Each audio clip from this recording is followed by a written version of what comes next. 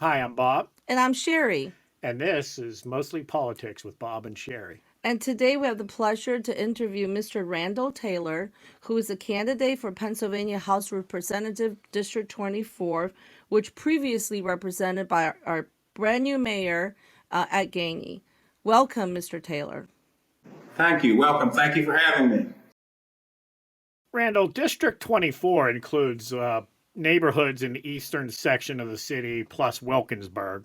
Places like Highland Park, East Liberty, Homewood, Larimer, East Hills, and I know there's some others in there. That's there's a lot of racial and economic diversity there. The income level of say Highland Park is dramatically different than say Homewood. Overall, I think it's probably about 50-50, mix of rate white and black. But again, some neighborhoods are almost 100% black. So, just and with that in mind, what do you see as the primary issues facing the voters, their main concerns in District 24? Well, again, as you said, Bob, District 24 is a very, very diverse district. I remember when I served on the school board, it was ironic, and it's still true to this case, that my school board district, certainly as well as the city council district, represents the most wealthiest part of the city of Pittsburgh, which is South Point Breeze, and the most poorest part of the city of Pittsburgh, which at times has been Larimer and the East Hill section of Pittsburgh. So again, it is a very diverse district. It has a lot of strengths in it. It is now a new district now. It is very much different than the district that Ed Gainey represented for, I believe, 12 years. And the district now again encompasses even student housing right out to the University of Pittsburgh. Now is in the 24th legislative district. So yes, it is diverse. It has many strengths, many thriving business districts. Housing booms are taking place in certain parts of the district. And so there are many good strengths about the 24th legislative district, but some of the challenges are those who've been left behind by the progress of Pittsburgh. And those are some of our communities that have continued to be not only struggle, but to continue to be neglected by city government and city leaders. And so I think the challenges are to bring those communities back to vibrancy, back to life. I think that we can do that, but we also need to be reaching out to people who have been left behind. As this new Pittsburgh emerges, there's been far too many people been left behind. And I think that, and a lot of those residents reside in the 24th legislative district. And I think that's our greatest challenge, is to bring these communities back to life and also to reach out to those who've been left behind in the new Pittsburgh. So you mentioned about the people left behind, and at one point you were a displaced residents from Penn Plaza. Can you tell us a little bit about that experience, and is that what motivated you to get into politics? Well, I always had worked in the community for years. That's what I wanted to do, was work in the community. So I spent many years as a community organizer working around drug prevention, violence prevention, education issues. And so, yes, I had stepped away. I still continue to do work, but I had stepped away from, working on the level that I did as far as serving on the Pittsburgh School Board for 12 years. And of course, yes, what happened at Penn Plaza was certainly an eye-opening experience for me. I still think it is a stain and a blot on this city that we allowed hundreds of people to be displaced from the homes that they lived at, from a community that they loved living in, simply because someone wanted to make a few more dollars for themselves. And so when that tragedy occurred, it began a journey into housing policy, the city of Pittsburgh, or the lack thereof. A journey into housing policy that is very much driven by developers without very little input from community residents, very little vision about, is this right for the community? Is this right for the future of our community? And of course, the backroom dealing, so much thing that happened, behind closed doors that the public is never made aware of. And so I began to that journey into how we got into a position where a city could just spiral out of control as far as gentrification and displacement.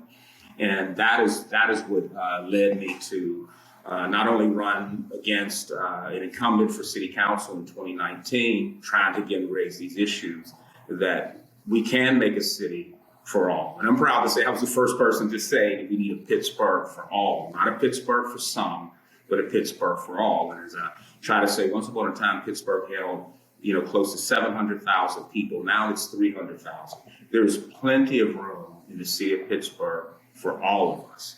And I think the main thing that I have to convince as a leaders, convince city leaders, that when we invest in communities like Homewood and we take away vacant lots and bring forward homeowners, that is an investment that the city will recoup. They'll recoup that investment in tax revenues that they'll now derive from those communities that right now are not paying taxes because you can't tax a vacant lot. And in particular, you can't tax a vacant lot when most of the vacant lots are owned by the city of Pittsburgh.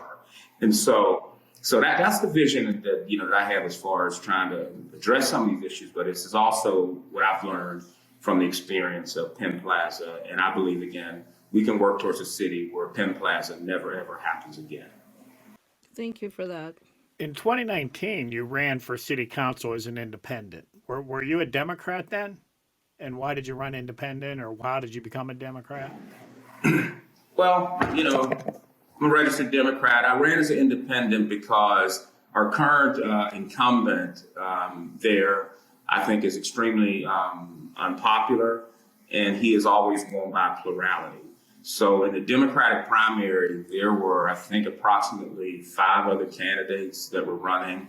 It's hard to get the message going. Votes get split up.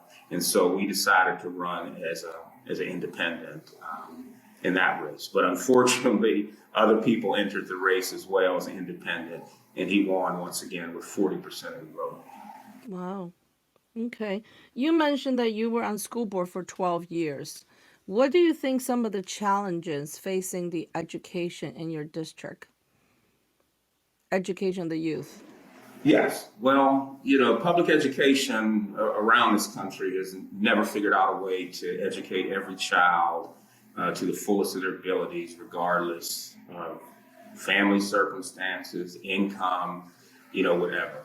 So that still remains, the greatest challenge in public education.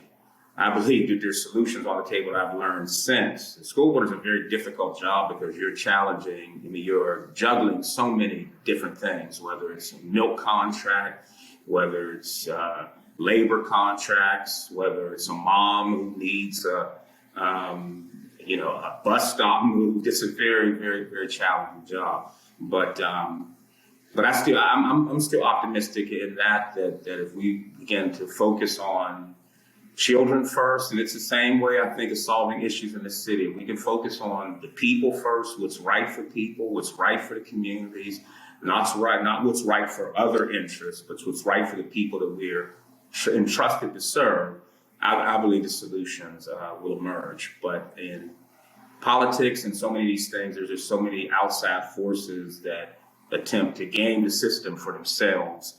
And unfortunately, there's not enough independent voices that stand up for the people. So, one more question on the school choice, on the school issues. On the other side of the aisle, they believe school choice will mostly benefiting low-income and minority families who live in areas with subpar school and can't easily afford to reallocate. How do the Democrat view on this issue, and what is your position on that? Well, I believe we should support our public schools. I think that the Commonwealth of Pennsylvania has defunded public education for the most of the last 40 years. The state's percentage of what they would pay, to local school districts has greatly diminished over the last 40 years. They've done the same thing in higher education. That's why you're starting to see many of these mergers occur at the state level. That we have defunded in education to the level. So I think that's one of our first steps, to do. But as I said again, I believe schools can be greatly improved. I think that we really need to work with families more than we do, and try to support families that may be troubled, and that's impacting their child's education. So I believe again that we should really look for more ways to support our public schools. I think we need to look for more alumni in our public schools. I think we should try to work with businesses to help craft curriculum so that they can actually train some of their future employees and partner with their local school district to do certain things.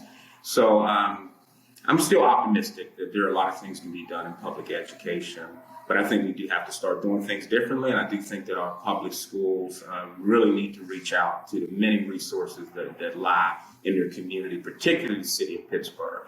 And again, I know from being there how busy the people can be, but I still think that our local school leaders should really be, reaching out to the Googles that are here in Pittsburgh, Duolingos that are here in Pittsburgh, and really try to work to build strong partnerships. They need the employees. We have the students and the educational facilities. That's a perfect marriage, and those kind of things need to happen. Hopefully, as a state legislator, I can work with the local school district to make some of those things happen. Randall, can you speak to the voters that don't know Randall Taylor, and what would you want them to know about you and why they should vote for you? Well, I think I'm a very unique candidate in this race due to experience that I've had. And what I would like them to know about me is I've always wanted to see these communities get rebuilt.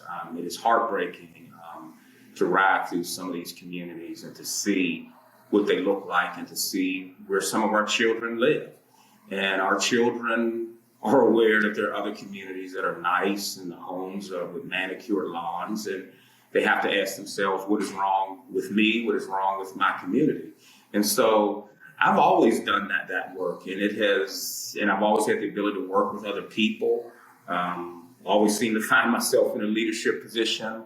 But I think where I'm unique is I've got a chance to work in many, many different areas, from working with Healthy Start about infant mortality, again, working on the school board. I also worked in corrections for a while and seeing that different side of people whose lives are in crisis. And again, like I said, I'm just gotten a chance to experience a lot of things and basically got into the housing justice movement. We've talked about criminal justice reform and police reform. And so I think what I would like them to know most about me is that I believe that there are solutions. I like to call myself a solutionarian or some kind of name like that, but there really are solutions to some of these most intractable issues that we have.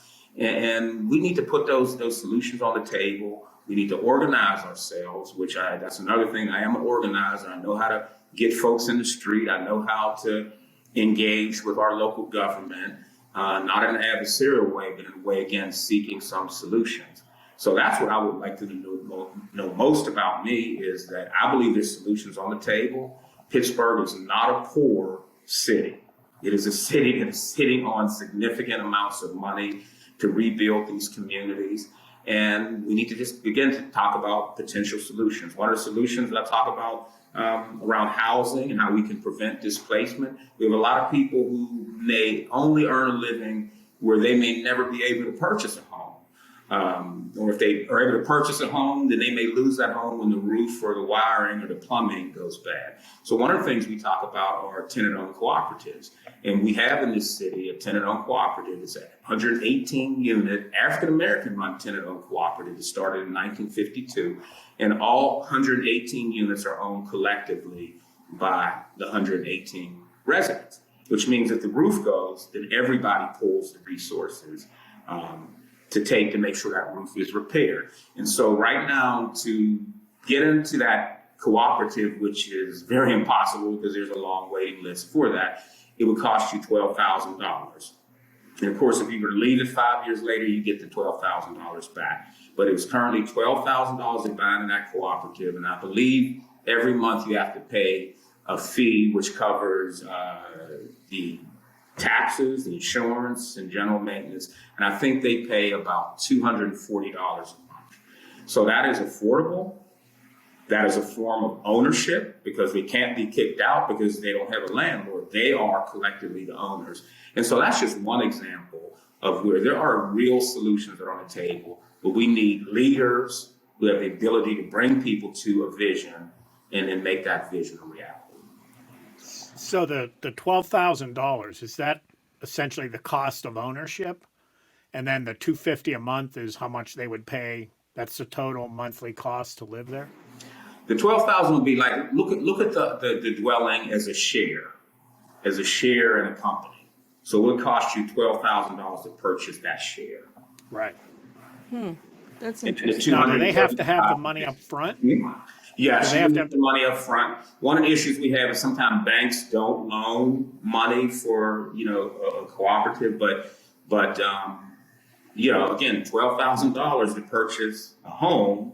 And again, if you don't like it or you want to move on to home ownership because you've been able to say, obviously you should be able to save some significant dollars if you're paying $235 a month for plus utilities. And if you wanted to move on to a home, then you receive that $12,000 back when you sell your share back. If they live there longer than 5 years, say, and decide to move, then do they essentially sell it? I mean, can they get their money back? You would it would be like selling your share back.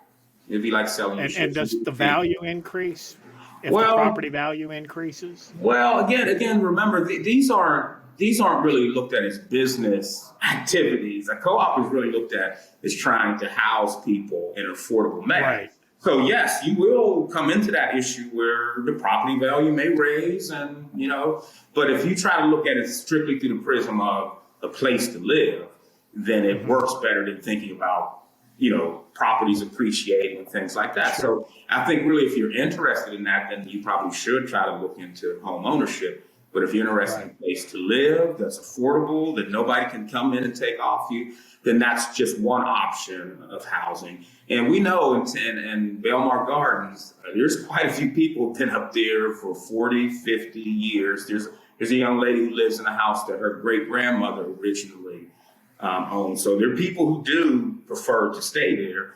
And as I say, you can save a lot of money paying $235 a month. Very good. Yeah, I guess I was thinking if somebody, that was a starter and then they wanted to move on and buy their own home. It could But be. certainly by keeping all the costs down, they don't have to make money on the ownership piece. They could save their money because the monthly costs are so low. Yes.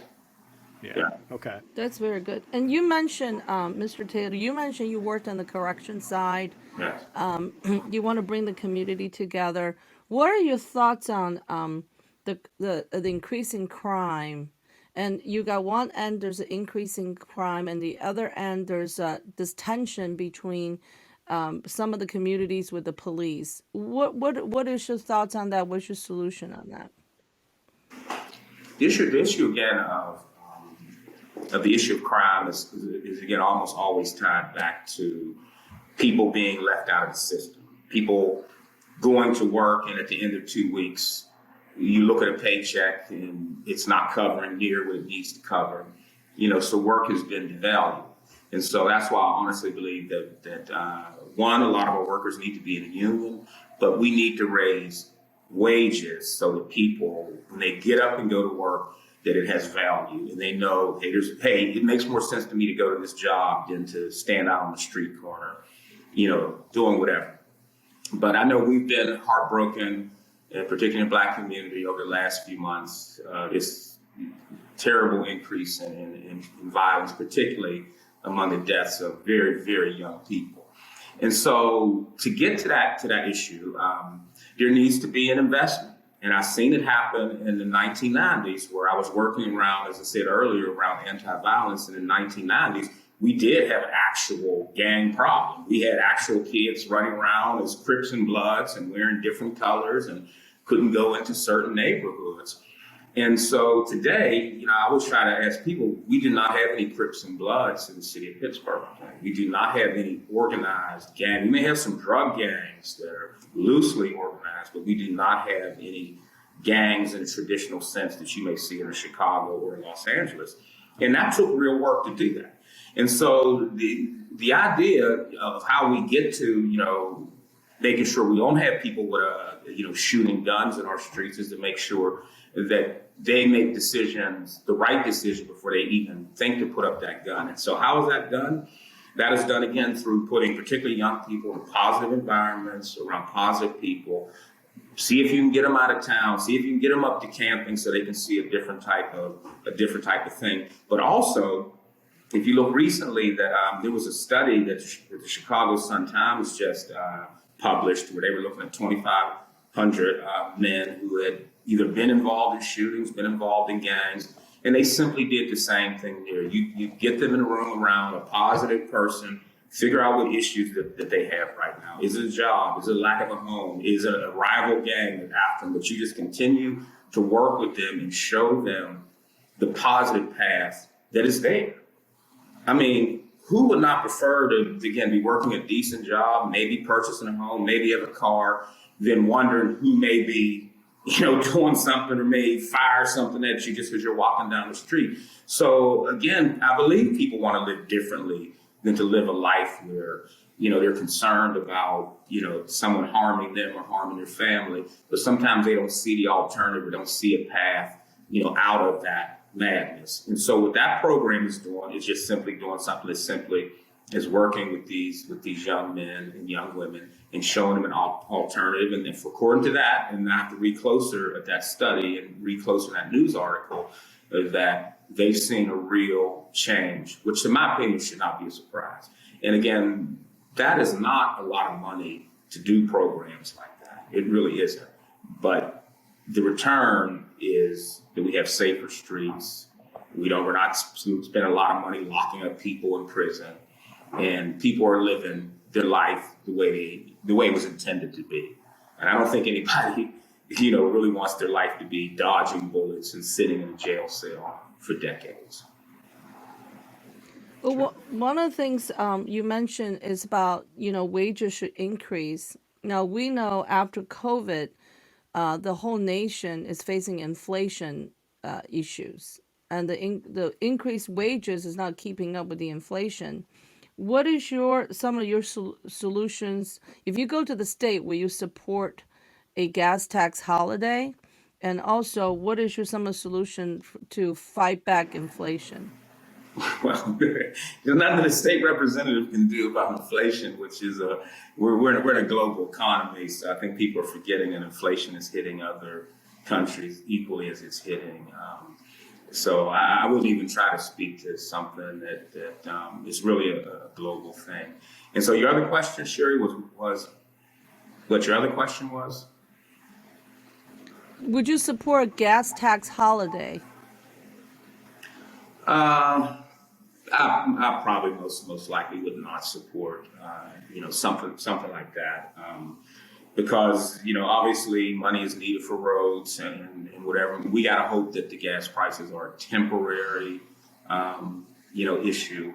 So I would probably lean not to panic, even though again that's nothing that a state representative would have, too much to do with.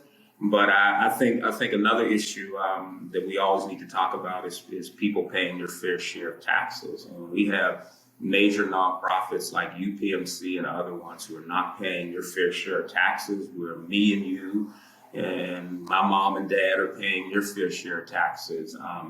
That's one of the reasons why we can't do a lot of things that we need to do, because there are people who should be paying their fair share of taxes that are not. And hopefully, if we got people paying their fair share of taxes, we can lower gas taxes and sales taxes and all those other taxes that impact in such a regressive way just regular working people. And so that's where I stand on that issue. So is all of UPMC considered nonprofit, so they're exempt from taxes? Yes. So that means Shadyside Hospital, that property does not pay taxes, but my dad's house in Highland Park, he pays taxes. And so he's a nonprofit too, but he pays taxes. And so last estimates, $80 million. If that was, I might have heard that estimate years and years ago. It would be $80 million to the Pittsburgh Public Schools annually if UPMC was paying its fair share of taxes. Well, one of your opponent is Mr. Martell Covington, right? And he is currently the state representative, and he only been in office for a few weeks. He won the special election on April 5th. He ran against a Republican who won 94% of the vote.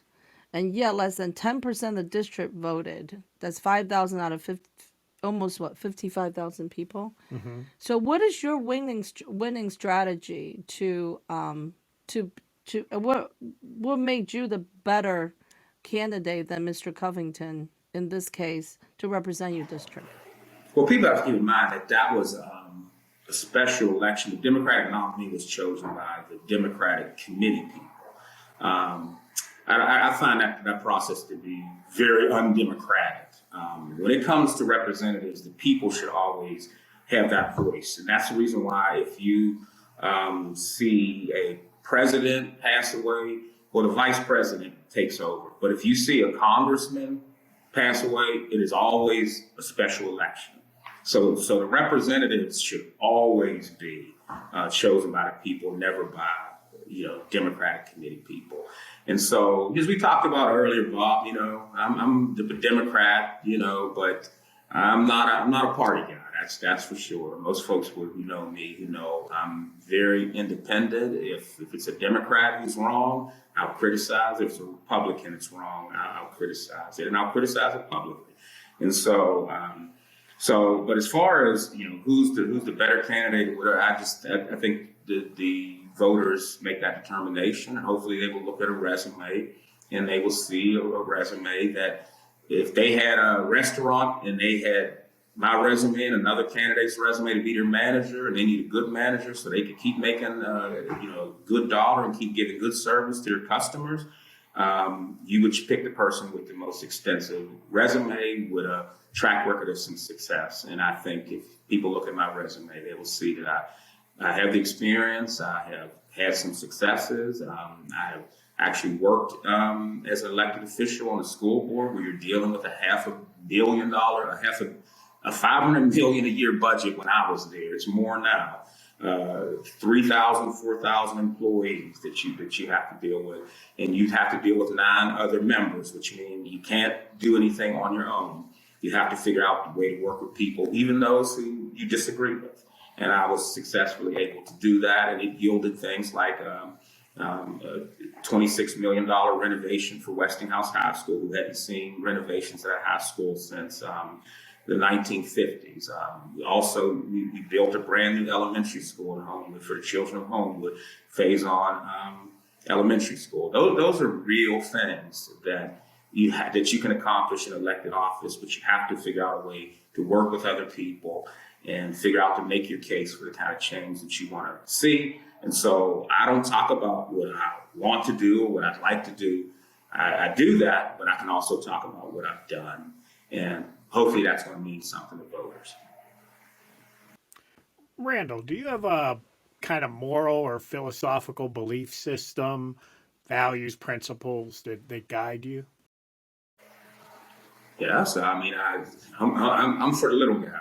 I never liked bullies, and I'm for the little guy. There's a lot of people out here who need a helping hand. They need a hand from government to get where they are. So I'm very much about, those people who get up and go to work every day. I mean, before the pandemic, I kept a part-time job at UPMC Mercy, and I see those workers get up. They're there every day, work some overtime, and not near making enough to live the kind of life that they want to live. So at the end of the day, they're piling on to Port Authority because they can't afford a vehicle. When it comes to vacation time, their vacation time is at home just resting.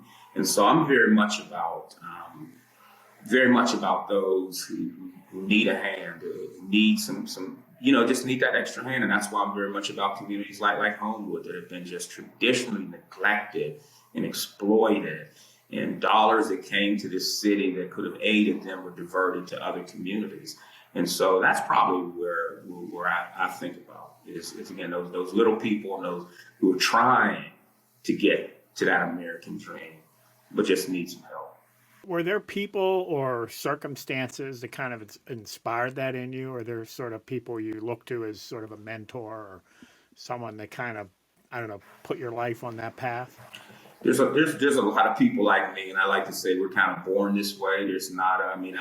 I grew up in a wonderful home. I had it was like Leave It to Beaver in my family home, and that's another thing that drives me is because I think every child deserves what I had. When you live in a Leave It to Beaver type of home, you can dream and imagine. You're not hungry, you're not cold, you're not being beaten, you're not being neglected. And I just want that for every child. So again, I say again, I think there's a lot of people like me, and luckily, they're supporting me in this race. And I just think a lot of us are just born this way. But there's a lot of us out here, and I would love to, organize and bring a lot of that energy and a lot of that commitment together as a state representative. And that's what people understand. I mean, I'm an activist and this and that. But if you're an elected official, people look at it a little bit different. If the state representative or city council person calls a meeting, people are more likely to come than activist Randall Taylor coming. And that's another thing that I really, really hope that I'm successful and I win this seat, because I know that I can bring some people together to really start addressing some of these issues. Pittsburgh is a gold mine. I mean, it's small enough that we can get our hands around some of these issues. And again, like I said earlier, it's not a poor city. So we have the resources here. We have the foundation community. We have the universities community, who I believe are all willing, to come. I know for our battle from Penn Plaza, we had tremendous support from the university communities, from the students communities, helping us research and sometimes helping us march in the streets. And then most recently, we've had some of our foundation community try to help us around, some of the issues, and talking about tenant-owned cooperatives I talked about earlier. So I'm saying there's a lot of resources here. They just need to be brought together by somebody like myself who really wants to see change. Where did you grow up? Where was the Leave It to Beaver house? I started out in Homewood. I left Homewood when I was about 6 years old, and my folks, we moved to the East Liberty, Highland Park part of the city. So I went to Dilworth Elementary School, went to Peabody High School, and went to University of Pittsburgh. And East Liberty was a great community to live into. I mean, it's changed dramatically. I'm not afraid of change, but it was really a unique part of the world when I was a kid. Oh. Well, thank you, Mr. Thank Taylor. you. That was a great interview. Thank We you. appreciate it. Really you. enjoyed the time with you. Yes. Thank you so much.